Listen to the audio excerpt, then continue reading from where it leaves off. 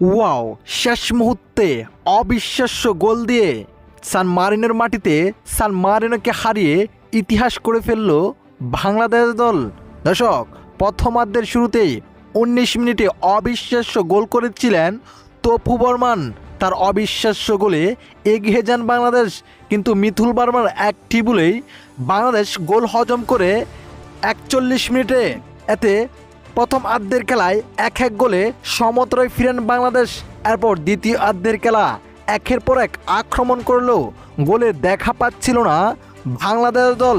শেষ মোমেন্টে হামজা চৌধুরীর ফ্রিকিকে অবিশ্বাস্য গোল করলেন তপু বর্মনেই।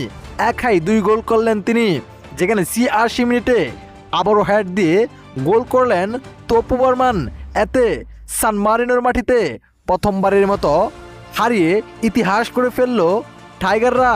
তো দর্শক, বাংলাদেশের জয়টি আপনার কাছে কেমন লেগেছে কমেন্ট করে আপনার মতামতটি জানিয়ে দিবেন। ধন্যবাদ।